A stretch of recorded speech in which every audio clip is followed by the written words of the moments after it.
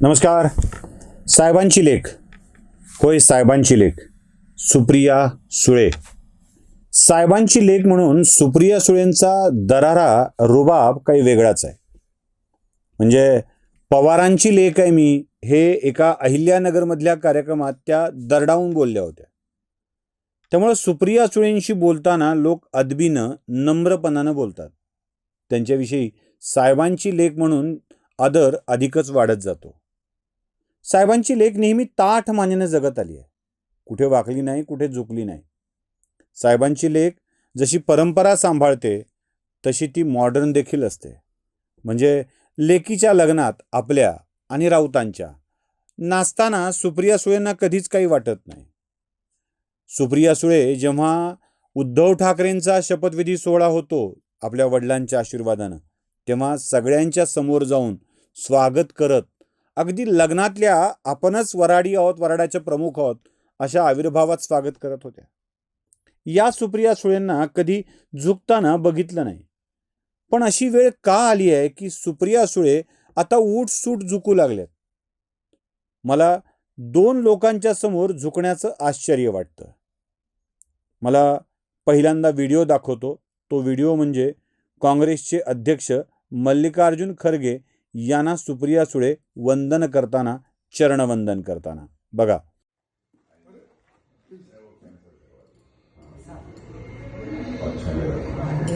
खूप खूप मनापासून शुभेच्छा.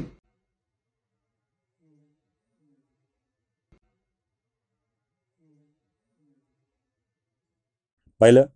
म्हणजे सुप्रिया सुळे मल्लिकार्जुन खरगेंच्या समोर जेवणाचं ताट हातात घेऊन जातात, नमस्कार करतात, त्यांना काही घेण्याचा आग्रह करतात. त्यातलं थोडंसं काहीतरी उचलतात मल्लिकार्जुन खरगे, आपल्या तोंडात टाकतात आणि हो हो हो म्हणतात.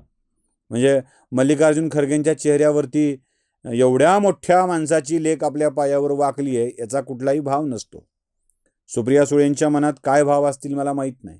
ज्येष्ठांच्या समोर वाकण्याचे भाव असतील का? आत्तापर्यंत कितीदा तरी त्या मल्लिकार्जुन खरगेंना भेटले असतील.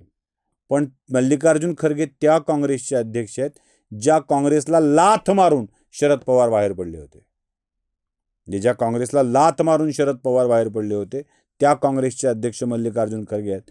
त्यांची चरणवंदना करताना सुप्रिया सुळे दिसल्या आम्हाला. अर्थात पॉझिटिव्ह दिसलं, सकारात्मक दिसलं.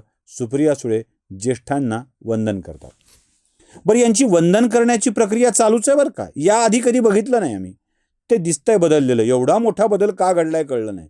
आता दाखवतो एक महत्त्वाचा व्हिडिओ. बघा.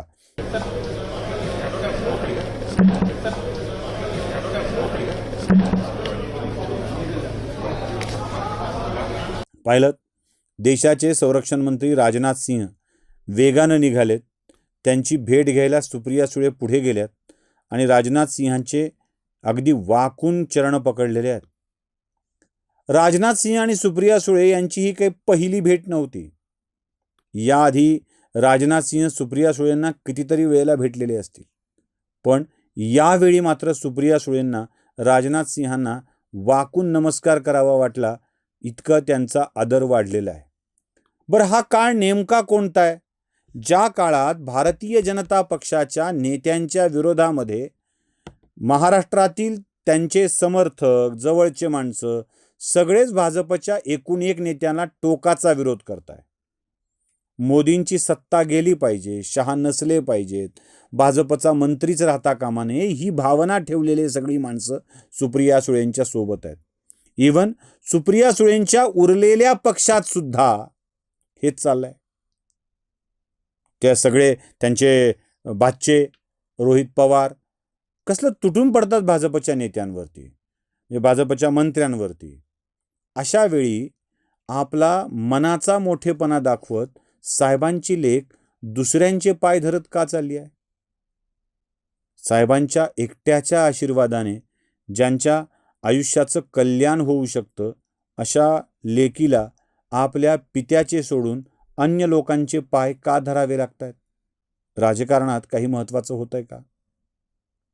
सुप्रिया सुळेंचे हे फक्त संस्कार वगैरे असतील तर ते आत्ता पुढे का आलेत?